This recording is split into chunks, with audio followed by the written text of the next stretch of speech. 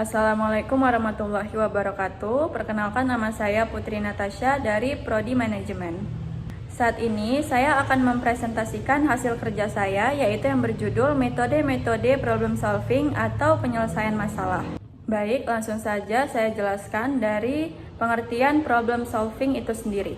Problem solving atau penyelesaian masalah adalah suatu proses untuk mencari solusi terhadap masalah atau tantangan yang sedang dihadapi. Ini melibatkan langkah-langkah sistematis untuk menganalisis masalah, mencari penyebab, serta merancang dan mengimplementasikan solusi yang efektif.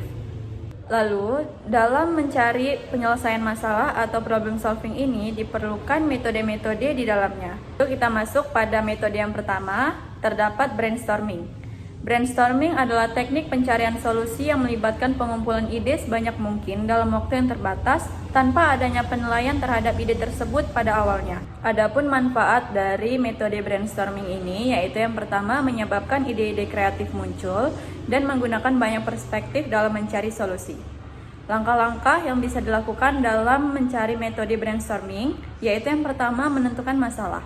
Tentukan dengan jelas masalah yang akan diselesaikan. Yang kedua, pengumpulan ide. Anggota tim atau individu memberikan ide-ide mereka sebanyak mungkin tanpa adanya kritik atau evaluasi. Ketiga, evaluasi ide. Setelah proses pengumpulan ide selesai, tim menilai dan memilih ide terbaik yang bisa dijadikan solusi. Yang keempat, implementasi. Pilih ide yang paling layak untuk diterapkan dan buat rencana tindak lanjut. Metode kedua ada 5 whys atau 5 mengapa.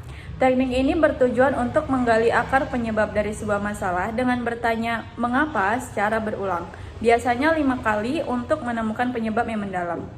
Manfaat dari metode 5 whys ini yaitu mudah diterapkan dan digunakan untuk masalah yang relatif sederhana dan membantu menemukan masalah yang lebih mendalam. Langkah-langkah dari metode 5 whys ini, tanyakan mengapa dari masalah yang terjadi. Yang kedua, tanyakan lagi mengapa penyebab tersebut dapat terjadi dan seterusnya. Ketiga, ulangi prosesnya hingga mendapat akar masalah yang sesungguhnya.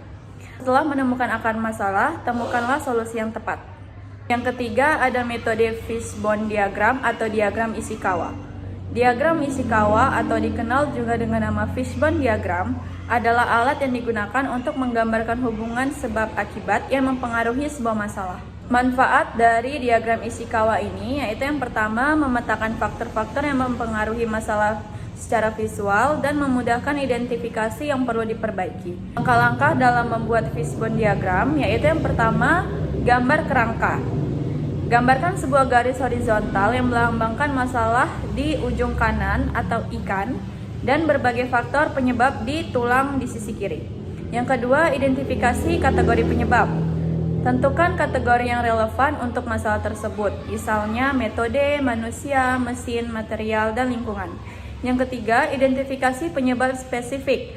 Di bawah setiap kategori, tulislah penyebab-penyebab yang lebih rinci dan detail.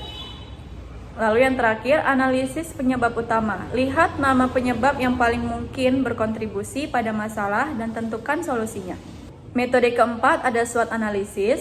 Analisis SWOT adalah teknik untuk menilai kekuatan atau strength, kelemahan atau weakness, peluang atau opportunities, dan ancaman atau threats yang terkait dengan situasi atau masalah tertentu.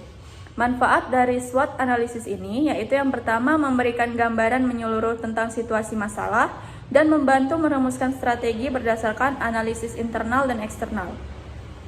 Langkah-langkah cara membuat SWOT analisis ini yaitu yang pertama, kita menentukan strength atau kekuatan, identifikasi kekuatan yang kita miliki dalam menghadapi masalah.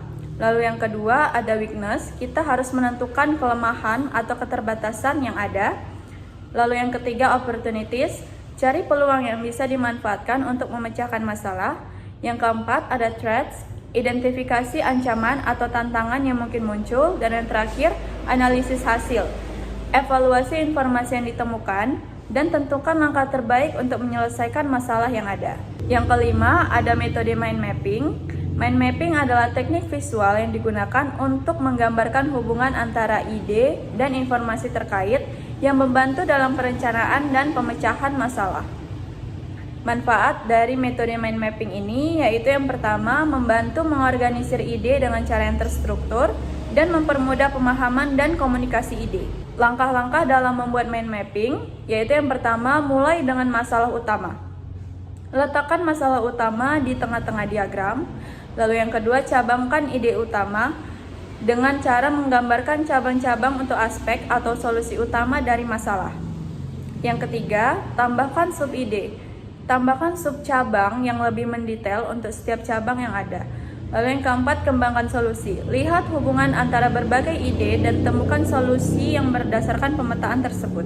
Yang keenam, ada metode Pareto Analysis atau 80-20 rule atau aturan 80-20. Pareto Analysis adalah teknik yang didasarkan pada prinsip Pareto yang mengatakan bahwa sekitar 80% dari masalah atau hasil berasal dari 20% penyebab utama. Dengan teknik ini, kita fokus pada penyebab utama untuk mendapatkan hasil yang maksimal. Manfaat dari Pareto Analysis ini, yaitu yang pertama memudahkan prioritas masalah yang harus diselesaikan terlebih dahulu, dan yang kedua meningkatkan efisiensi dengan fokus pada masalah yang memberikan dampak terbesar. Langkah-langkah dalam menentukan metode Pareto Analysis ini, yaitu yang pertama identifikasi masalah. Tentukan masalah yang sedang dihadapi. Lalu yang kedua, kategorikan penyebab masalah. Identifikasi berbagai penyebab dan klasifikasikan berdasarkan dampaknya. Yang ketiga, analisis data. Gunakan data untuk menemukan penyebab yang paling berpengaruh. Lalu yang keempat, fokus pada penyebab utama tadi. Tentukan penyebab yang paling dominan dan prioritaskan untuk diatasi. Masuk pada metode yang terakhir, yaitu trial and error atau percobaan dan kesalahan. Teknik trial and error melibatkan mencoba beberapa solusi berbeda hingga menemukan yang efektif untuk masalah yang ada.